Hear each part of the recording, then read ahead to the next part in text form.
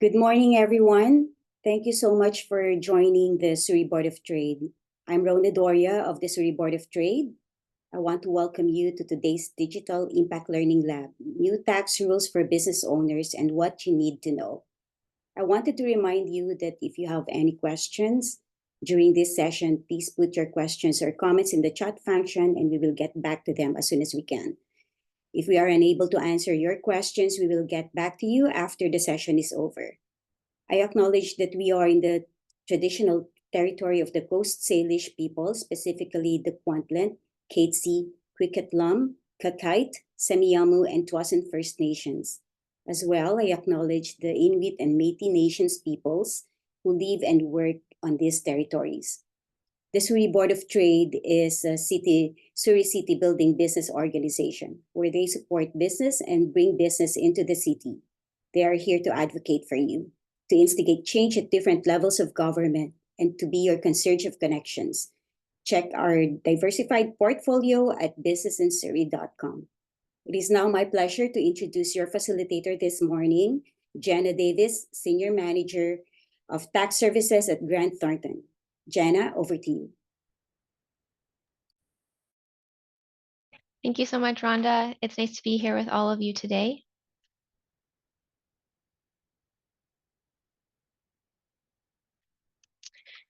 We've put together a presentation on some of the new tax rules for business owners that we'll spend the next hour discussing.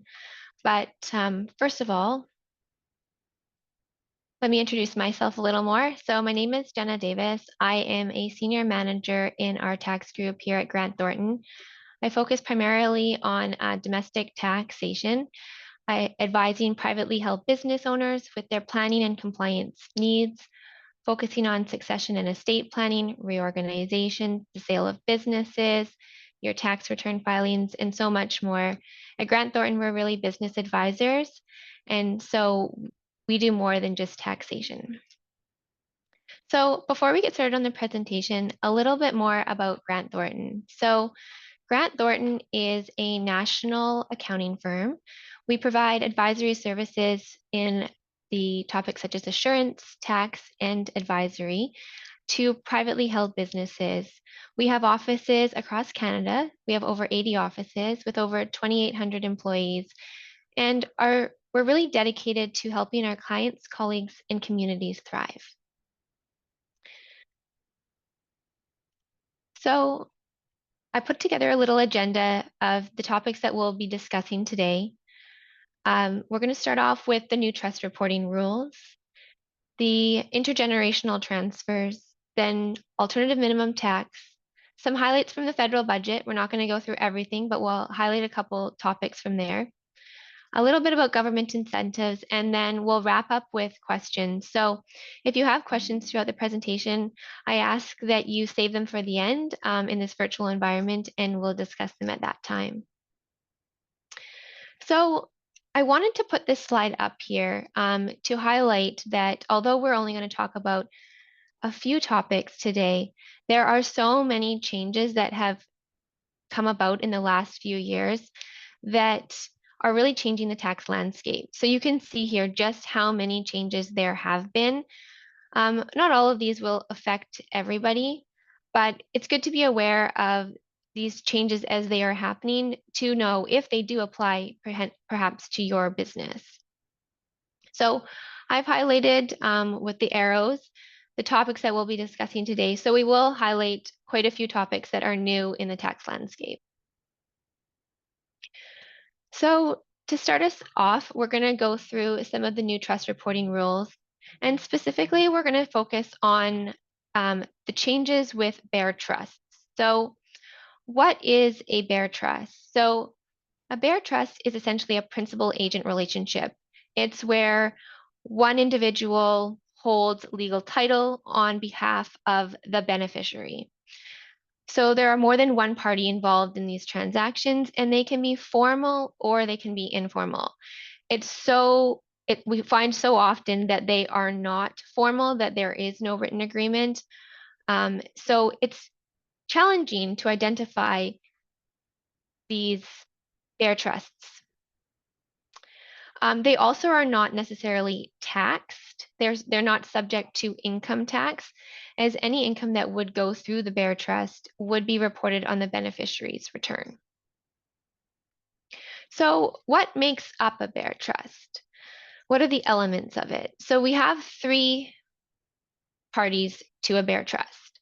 The first being the settler. So that is the person who transfers the property to the Bear Trust. We have the trustee. They're the person who manages and holds title of the property on behalf of the beneficiary. And lastly, the beneficiary, the person who's entitled to the income and capital of the property. So let's go through some examples that you may see in your daily life.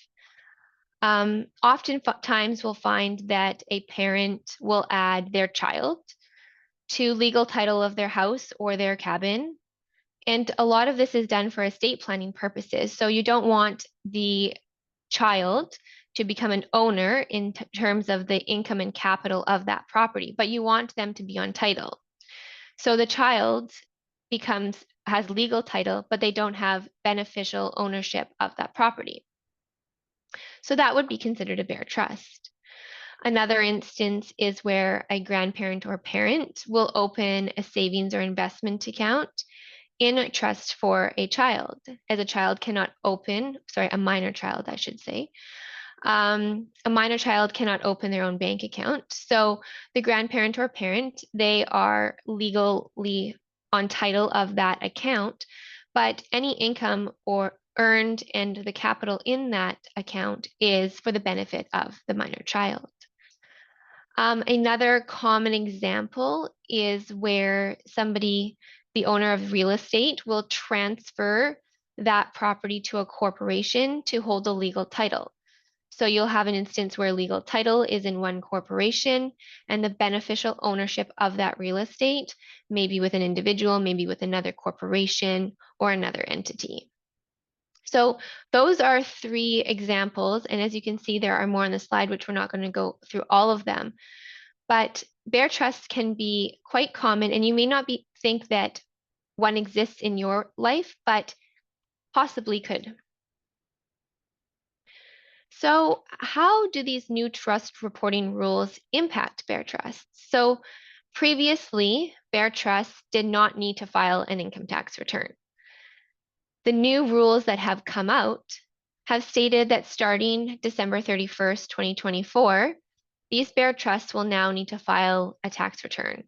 And there's an additional form that we've seen that came out in the 2023 called our Schedule 15 form, which now highlights who the settler is, who the trustees are, and who the beneficiaries are. All bare trusts are deemed to have a December 31st year end, even if they were closed during the year. So if you had a trust, bare trust, a bank account, say, for a minor child, you closed it July 31st, that trust still has a December 31st year end. I will note that I have said that these trusts or these bare trusts are required to file starting December 31st, 2024. However, Finance has proposed, as of August 12th of this year, temporary relief for 2024. So they're saying the first year to file will be 2025 in order to give individuals time to gather the information. As this is only proposed, it's not legislated. So I wanted to highlight that to you, that there is still, at this time, a requirement to file the 2024 returns. They've also proposed that some bare trusts will be exempt from filing.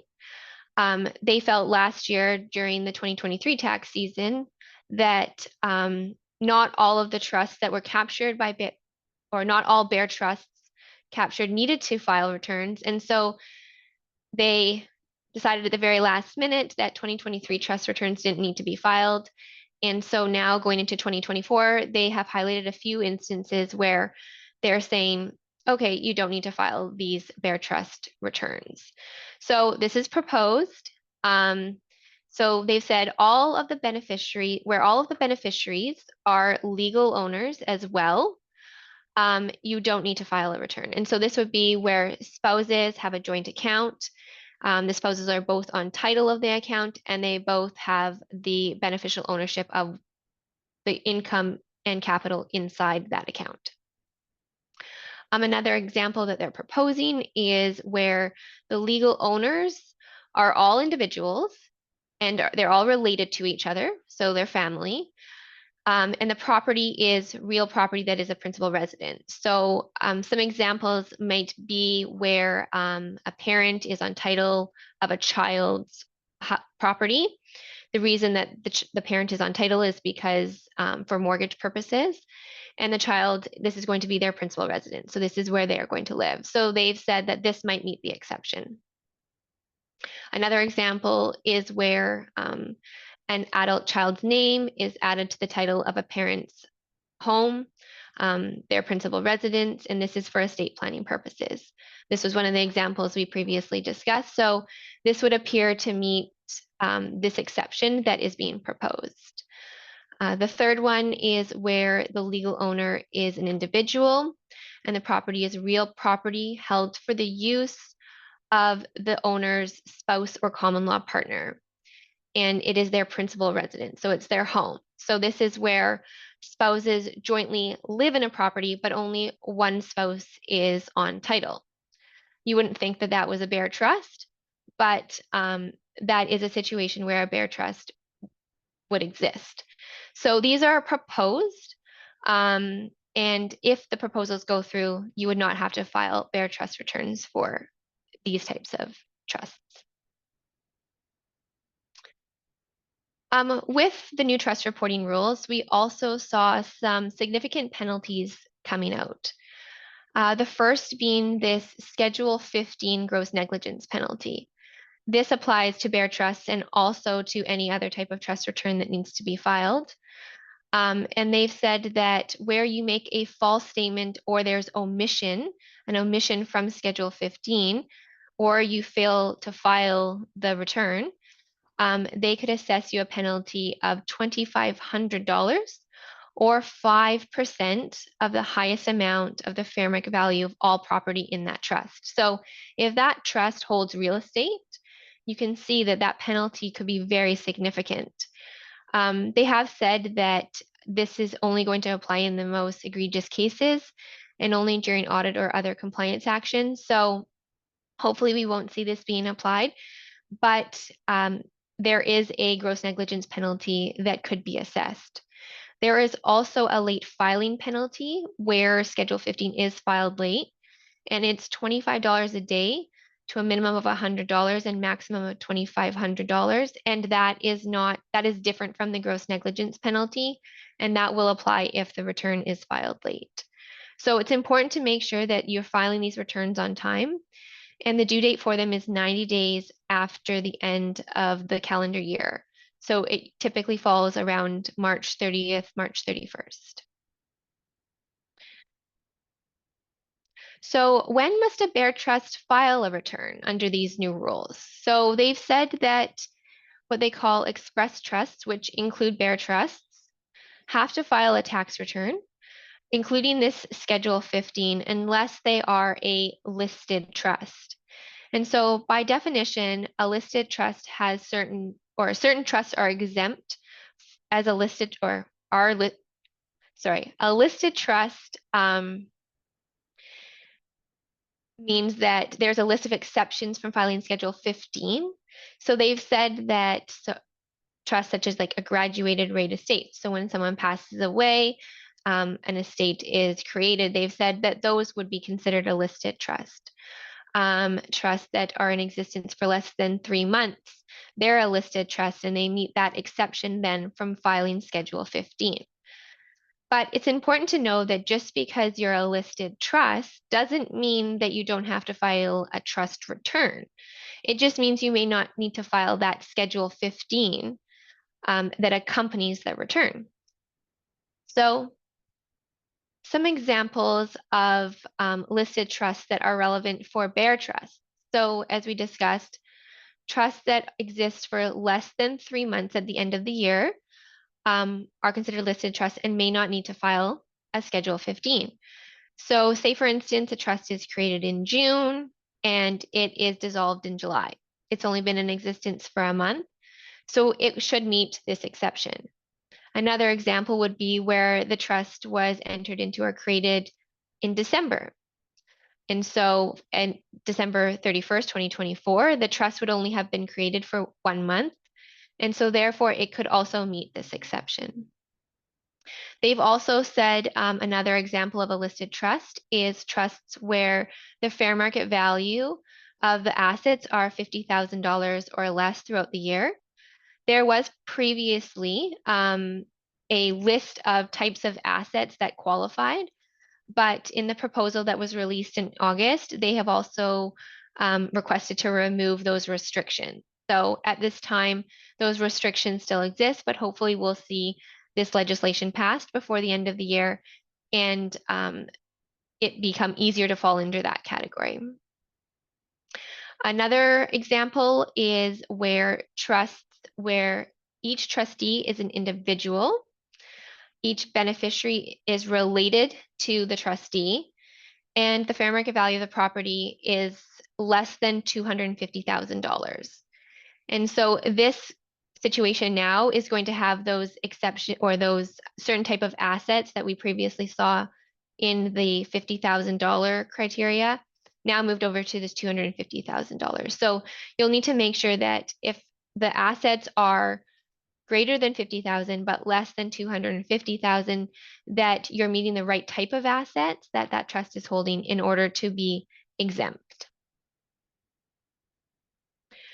So some warnings. You may think, okay, well, I don't need to file based on what we've discussed so far. So meeting that $250,000 test is going to be sticky.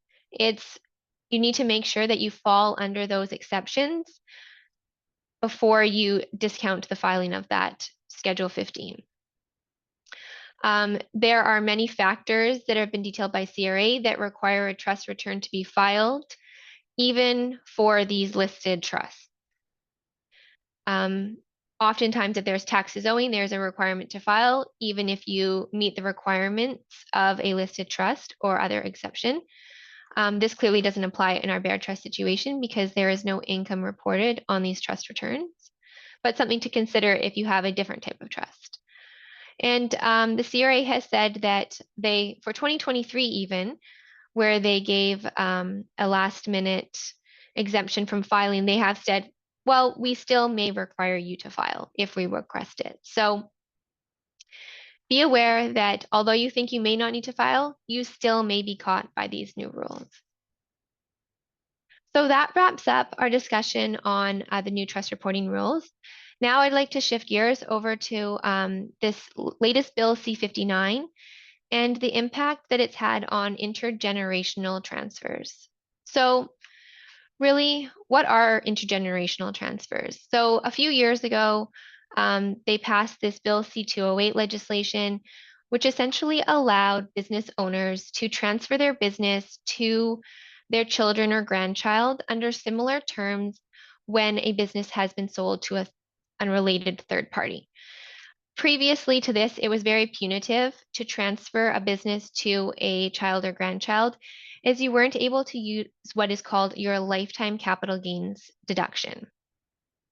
So your lifetime capital gains deduction, everybody is entitled to one, and you can use it at the point in time where you sell your business, and your business is considered what we call a qualified small business corporation or a family farm corporation. And so you have to meet certain criteria to fit into these rules. But if you do fit into these rules, the lifetime capital gains deduction allows just over $1 million of those proceeds to be tax-free. So it's very useful and it's nice from a tax perspective, as there is a reduction in taxes when you're able to use it. So it's nice that now we can have those types of transactions happen between family members, as previously using that lifetime capital gains deduction was very punitive to the individual selling the business. This legislation came into effect on January 1st of 2024. So for sales after January 1st, 2024, these rules now apply. So previously, the legislation that came from Bill C-208 required that the purchaser corporation, so to use this new legislation, the business owner needs to be selling the company to a corporation that is owned by an adult child or grandchild of the vendor. So you have to have another corporation set up for the child or grandchild in order to use this legislation.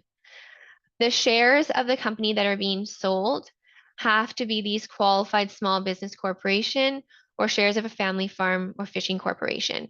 There's certain criteria that needs to be met to qualify as these two types of corporations. I'm not going to go through the details of those, but if this is something that you think may apply to you or you would like to look into a intergenerational transfer of your business, definitely you need to consider whether you meet one of these two tests. As well, the shares had to be held by the purchaser, so that's the child or grandchild, for 60 months following the transaction. And there was previously some restrictions on the size of the business that could be transferred, and a independent assessment of the value had to be done. So we've seen some relaxation of some of these policies already, but we're mainly going to focus now on what happened with the Bill C-59 that was just passed. And this change really talked about the control aspect of it. So they removed the requirement for the parent to control the company before the sale and the child to control it post-sale. And they came up with two new measures, which we're going to focus on. So they came up with this immediate business transfer, which is a 3-year test, and a gradual business transfer, which is a 5 to 10-year test. So it gives some flexibility as to what timeline you are looking at to transfer that business to the next generation. So to discuss the immediate business transfer, to fall under this transaction, the parent would transfer both legal and factual control at the time of disposition. So those are the votes and the control of the business, as well as 50% of any class of shares must immediately transfer, and the balance of the shares must transfer within 36 months or 3 years. The parents must also transfer management of the business within 36 months. The child must retain legal control of that company that they incorporated to acquire the business for 36 months. They must remain actively involved in the business for 36 months. And we discussed previously that the shares must be QSBC or FFC shares, Family Farming Corporation shares. Now, the gradual business transfer is slightly different. Under the gradual business transfer, the parents must transfer only legal control. Factual control also had to happen in the immediate business transfer. So only legal control for gradual, and 50% of any class of shares must immediately transfer, and the balance of those shares must transfer within 36 months. Within 10 years as well, parents must reduce their economic value of their debt and equity interests, so if they had preferred shares, to 50% of their interest in a family farm or fishing corporation, and 30% for small business corporations. They must also transfer management of the business within 60 months, so 5 years. The child must retain legal control of the company that they incorporated to purchase the business for the greater of the 60 months or until the business transfer is complete. We previously said this is a 5 to 10-year window. So if the transaction is happening over 10 years, not 5 years, then the child must maintain legal control of their company for the full amount of time. The child must also remain actively involved in that business for the greater of the 60 months or 5 years, or until the transfer is complete. In this situation as well, the shares must be a qualified small business corporation or family farming corporation shares, which again are defined in the Income Tax Act. And you need to make sure that that test is met before going further into these types of transactions. I've put up here a little overview that we've just gone through of the two types of transfers and the differences. You can see that the main difference is really the timing. So the 36 months versus the 60 months for the gradual. There's also the transfer of the economic interest, where you have to do it within 10 years for parents under the gradual transfer, so they can only have 50% of the debt or equity interest at the end of 10 years. And another big difference is that control piece, being that in the immediate, you have to transfer legal and factual, whereas for gradual, it's legal control only. That was a quick overview of intergenerational transfers. So if you have more questions, definitely reach out. We'll now move on to alternative minimum tax. So alternative minimum tax has existed for a long time. Essentially what alternative minimum tax is, it's a alternative calculation to your taxes that would be owing in a year. And it applies to individuals, estates, and trusts. So what basically happens is when your taxes are calculated for the year, you do a calculation under the federal tax rules, and then you do a calculation under the minimum tax rules, and you look at the difference between the two. If your federal tax calculation is higher than your minimum tax, that's the tax that you would pay in the year. However, if that minimum tax calculation is higher than your federal tax, that would be the tax that you would pay in the year. And the reason that it may be higher is there are certain exemptions, deductions, and tax credits that are available when you calculate your federal taxes that aren't available when you're calculating your alternative minimum tax. And so really this alternative minimum tax is there in their minds to ensure that these high income taxpayers pay their fair share of tax. As I've mentioned, it only applies to individuals, estates, and trusts. So corporations don't have an alternative minimum tax. And for individuals, when someone passes away, it doesn't apply in the year of death. So when does alternative minimum tax, also called AMT, apply? So when you have a significant amount of dividend income in your year, there are dividend tax credits that may give rise to AMT. There are if you have capital gains in the year, given that only 50% of them previously were taxed. We'll talk about the changes to capital gains in a little bit. But capital gains is another situation, as there is a reduction in the amount of income as a result of the 50% inclusion. Another example is where somebody uses their lifetime capital gains exemption when they sell these shares of a small business corporation or family farming fishing company. And so that lifetime capital gains exemption is that $1 million where you can have a tax-free gain when you sell these certain types of companies. Another situation is when there's a significant flow-through share investment or limited partnership losses. There are deductions for that from federal taxes. So that's another situation where AMT may arise. Another situation is where you have large deductions or tax credits. Donations is a huge one, where someone has a large donation in the year, that can give rise to AMT. So why is alternative minimum tax an issue? For starters, it may catch you by surprise. You may not have done a calculation earlier in the year, so you may not know when you go to file your return that that huge donation that you made in the year gave rise to taxes that you were not anticipating. I discussed that there is, you have your federal tax calculation and you have your AMT calculation. And so that AMT amount that you pay, it gets carried forward for 7 years and you can recover it. And so you can recover it in situations where you have enough income where your federal and alternative minimum tax is, your federal tax is higher. And so where that happens, you may be able to recover the alternative minimum tax that you paid. But there are many situations where, you know, you sold your business. So you claimed your lifetime capital gains exemption, you had to pay some alternative minimum tax. You're hoping you can recover that. But given that you've sold your business, you don't have the same level of income coming in the next years. So because you don't have enough income coming in, you're not able to actually recover that tax. So it may end up being a sunk cost to you.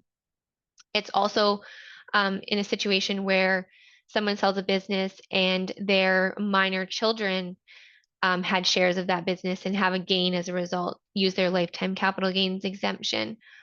Those minor children obviously are not going to have any income in the next few years. So they're not going to be able to recover that tax that they paid. Therefore, it's so important to make sure that you're planning ahead so that we can find a way to recover that tax if possible and plan into it. If it does arise, maybe we pay you more dividends, maybe we pay a salary. So you want to make sure that it's on your mind when you are looking at your tax situation for the year. So why are we talking about alternative minimum tax? It's been around for a while, but recently there have been some significant changes to the calculation. So there was always an exemption amount of $40,000 that where minimum tax didn't apply. But they've now increased this. So this means that more individuals are now going to be caught under the new rules. They've also increased the tax rate used to calculate the alternative minimum tax from 15% to 20.5%. They've changed the inclusion rate and the deductibility of some different tax credits and gains. I've only listed a few of them here. Sorry, not necessarily all gains, but the inclusion rate of some income, I should say. I've highlighted some of them here. There are others that I haven't listed, but some to highlight are the inclusion rate of capital gains was previously included at 80%. Now it's included at 100%. Capital gains from the donation of publicly listed securities. Previously, that gain wasn't even included. Now 30% of the gain is included. Another big one is the charitable donation tax credit. Previously, the AMT calculation allowed for a 100% of that tax credit. Under the new rules, only 80% is allowed.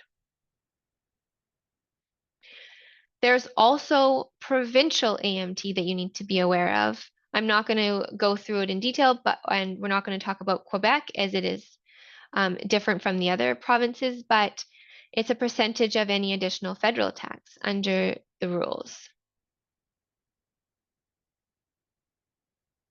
So how has these changes impacted trusts? Oftentimes we'll find that maybe family trusts, they hold large investment portfolios.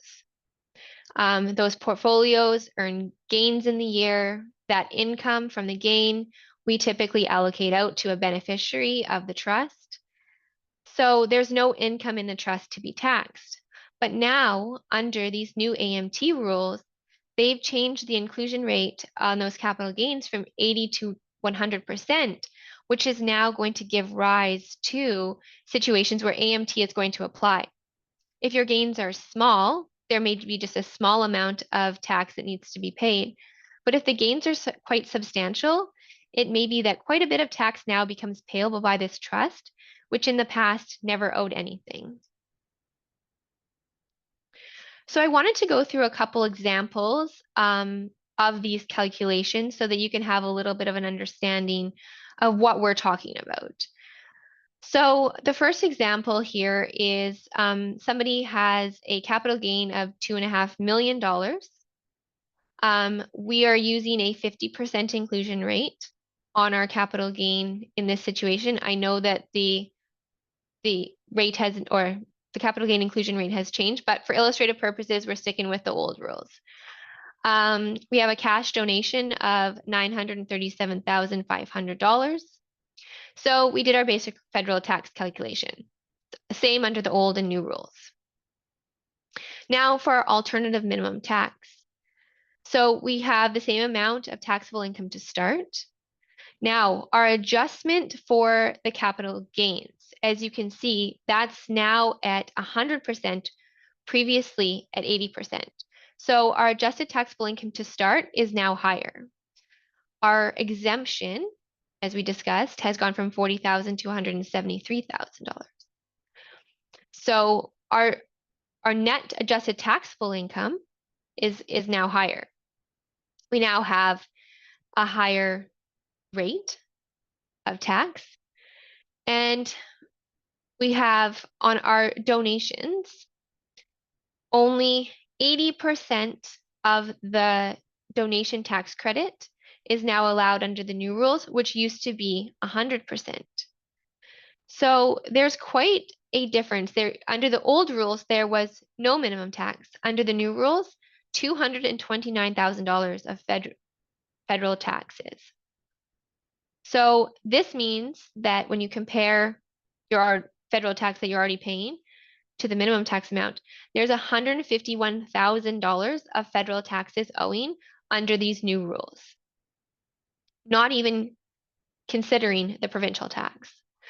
But if we look at the provincial and the federal AMT, we're looking at an additional $202,000 in taxes owing under these new rules. That's a lot of money, especially if you're not prepared for it. Another example that we wanted to go through today was the donation of public securities. So in this situation, an individual has an eligible dividend of $2.5 million, and they've donated $1.5 million of publicly traded shares. For federal tax purposes, the donation of these publicly traded shares is not taxable. So we do our calculation under the federal rules, and now on our minimum tax calculation, you can see that you now have to add a 30% inclusion for the gain on the donation of those publicly traded shares, which previously there was no addition.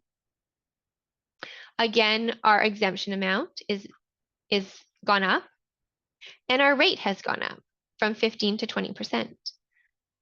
Again, our donation tax credit is now 80% under the new rules, where it used to be 100. So in this situation, there's an extra $73,000 of taxes owing for federal AMT, in addition to about $24,000 of the provincial AMT. So that's almost an extra $100,000 of taxes with these new rules.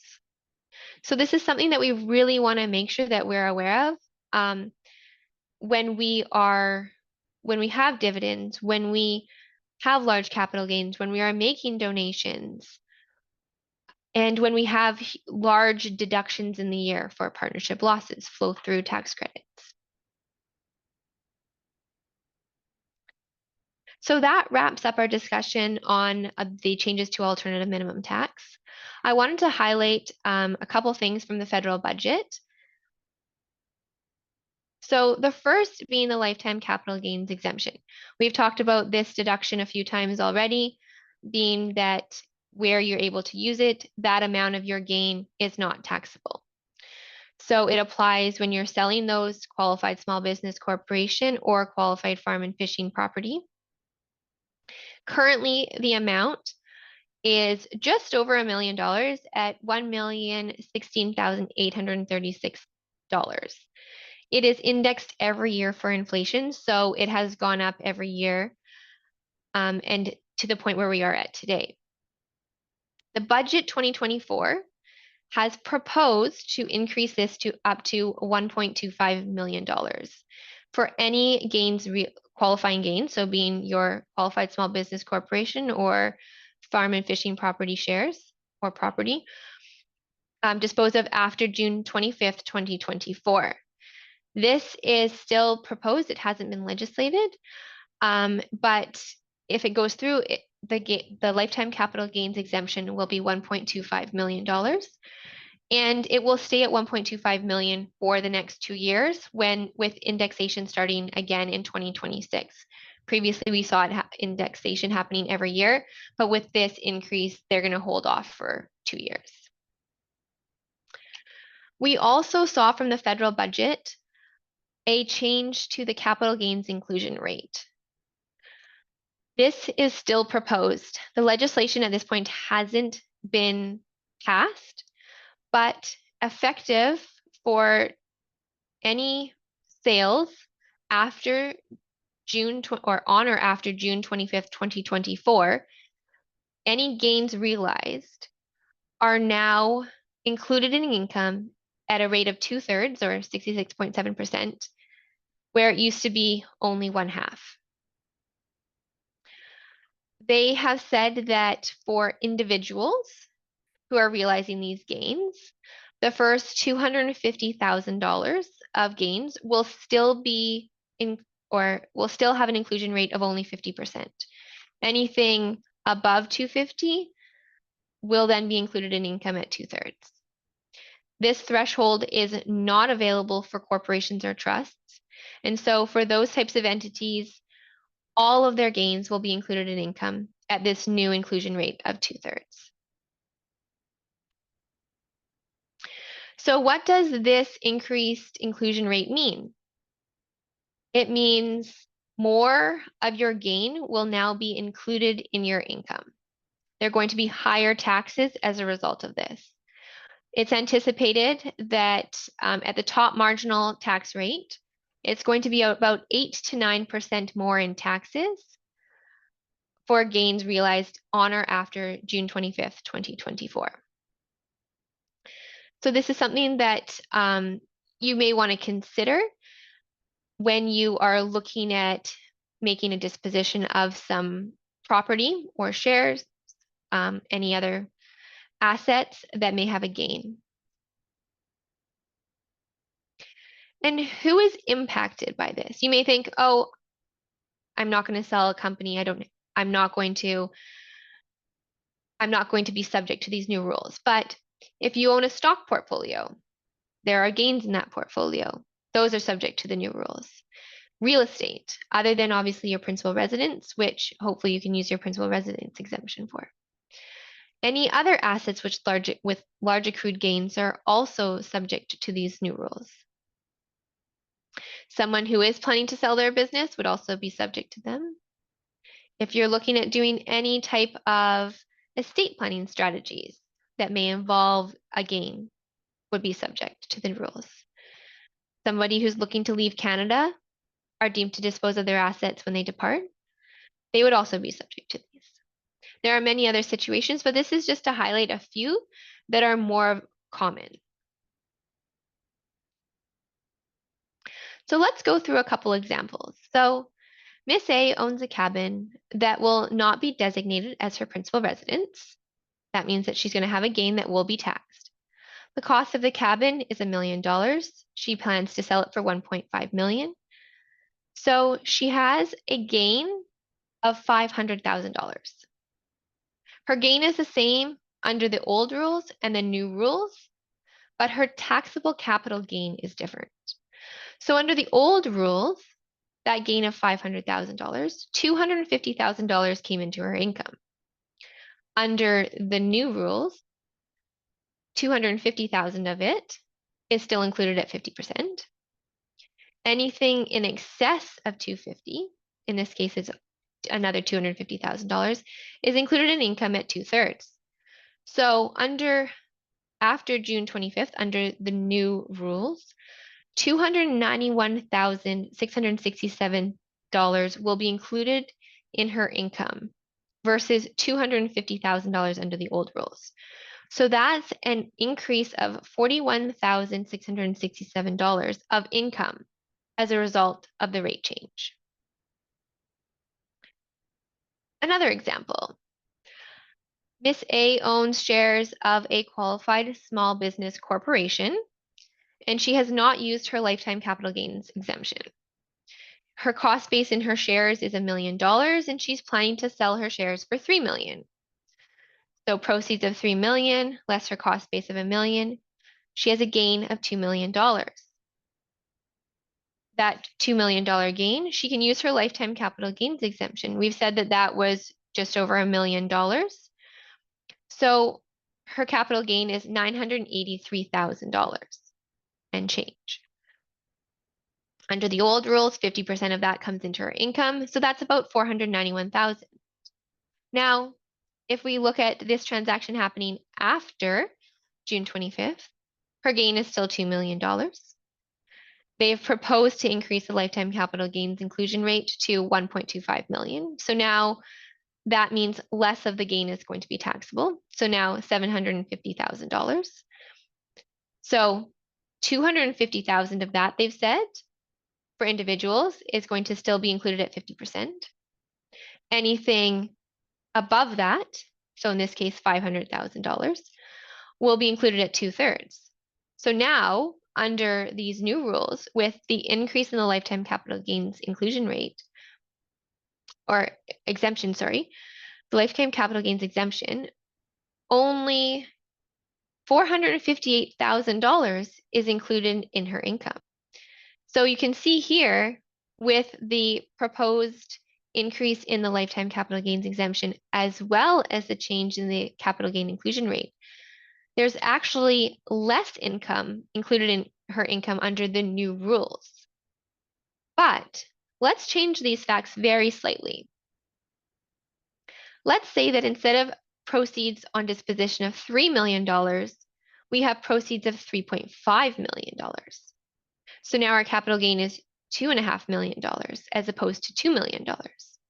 We have the same lifetime capital gains exemption before June at just over $1 million, and after June is $1.25 million.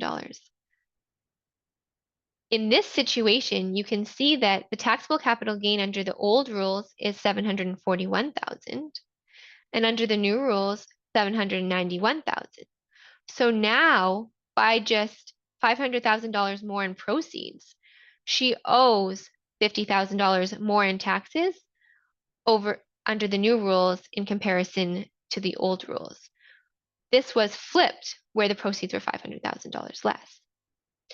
So there are significant impacts to both of these changes, and depending on the proceeds, the cost base, the amount of your gain, it can really depend or swing the taxes that are now going to be payable and the gain included in income. Another change that came from the federal budget was the Canadian Entrepreneurs Incentive. So this was a new incentive that has been proposed for entrepreneurs who are looking to dispose of shares of their corporation. Certain conditions need to be met, which we will discuss a little bit in the following slides.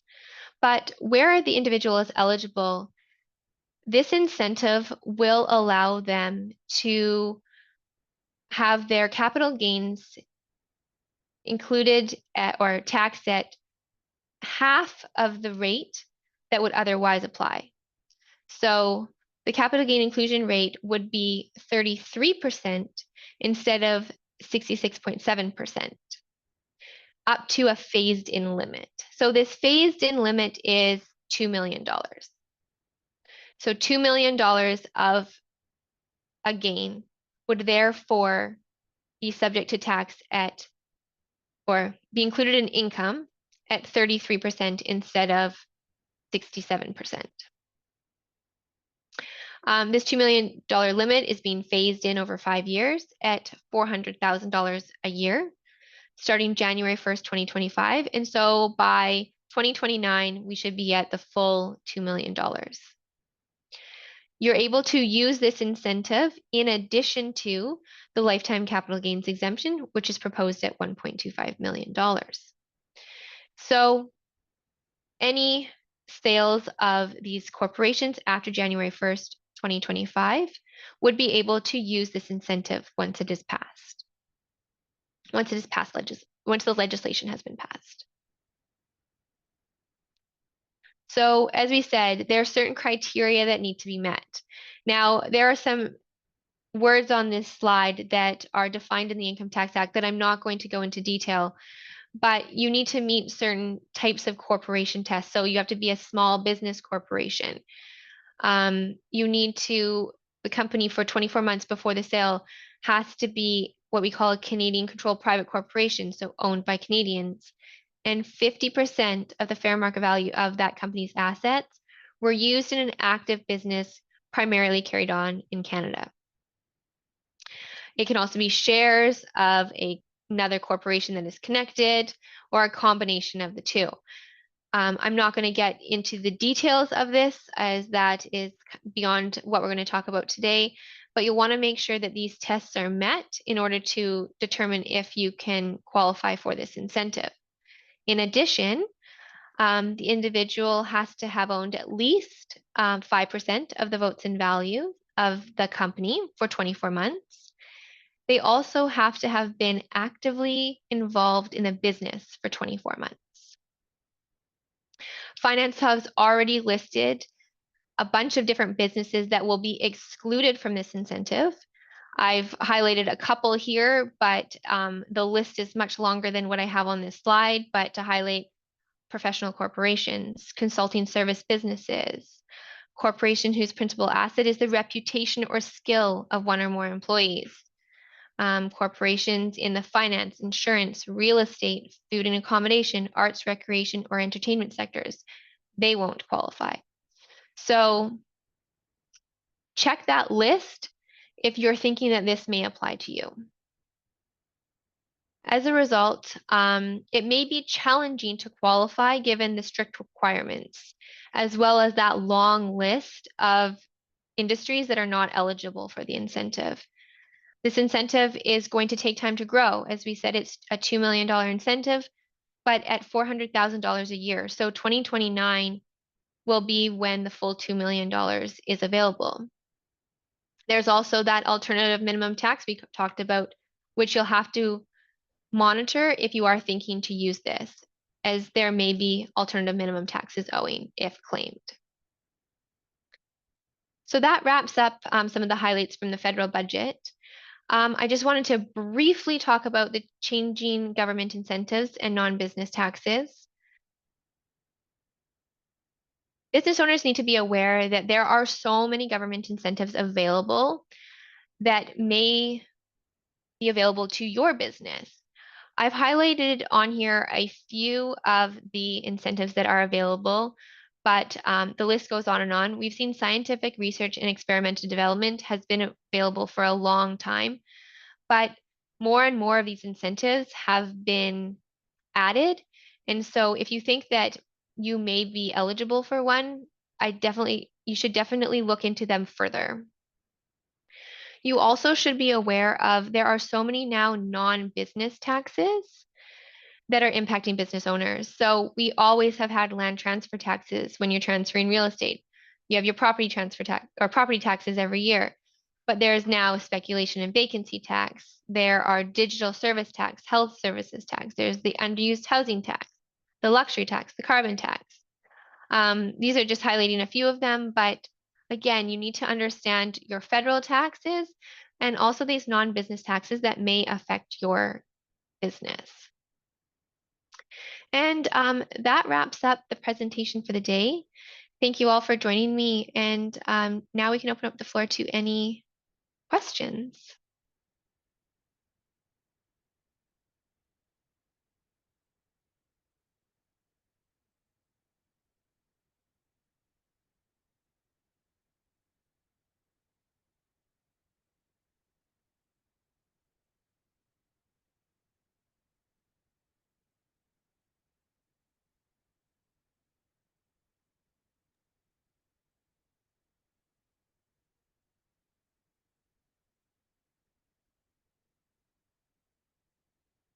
Thank you, Jana.